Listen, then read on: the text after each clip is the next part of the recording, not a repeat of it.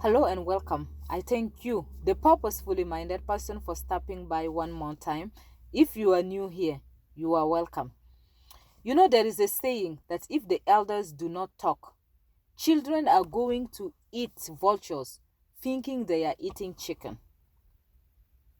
I say that to say that if those that have been married for 10, 15, 20 years and beyond, if they do not talk, if they do not teach those that are younger, those that are in the singleness season, desiring to get married, if those that have been married for many years, they don't let them know the experiences, they don't let them know the mistakes, the things they wish they knew before they got into marriage, the younger one may not be well prepared, because marriage can be very complex, it can be very difficult. But good preparation may go a long way. Like they say, if you fail to prepare, you prepare to fail. That is why today I want us to talk about a to-do list before you say I do. Before you say I do, there is a to-do list. Number one on the list, develop yourself. Build a good character. Work on your character before you work on your physical appearance. Work on your character before you work on your beauty. Because trust me, beauty can take you into a marriage, but it is your character that will determine if you are going to stay in that marriage or not. We see that with Queen Vashti. She was a queen. Vashti, she was a queen. So I can guarantee you that she was beautiful, but she lacked good character. And because of that lack of character, she lost her crown to Queen Esther. She was replaced by Queen Esther. So ensure that you are working on your character. Number two, pray, pray, and pray. And ask the Lord for guidance. Ask the Lord for directive. You know, I always say, you and I have been in the past. You and I are in the present, but we never been in the future. But guess what? Marriage is for a lifetime. Marriage is for the future. So wisdom will require that we seek counsel, we seek directive from the one that has already been in the future. We seek directive from the Lord. So ensure that in your singleness season, in your courtship season, you are praying. You are seeking the face of the Lord. And number three on that to-do list is ask question. Ask as many questions as you can think about. Ask as many questions as you know. If you are courting somebody, ensure you ask that somebody some question. Matter of fact, ensure you ask that somebody a lot of questions. You know, that one we cannot overemphasize it. That's the only way. That's one of, that's the most effective way to know somebody.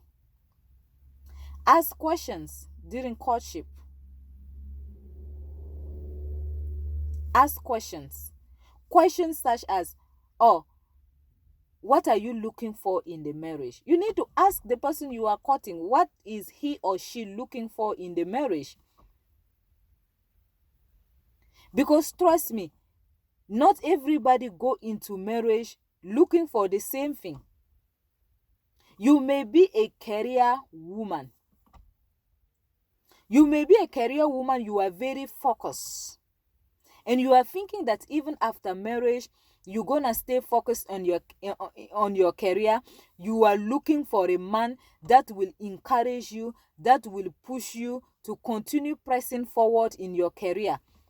But the man that you are courting that person is looking for a stay-home mom, stay-home wife.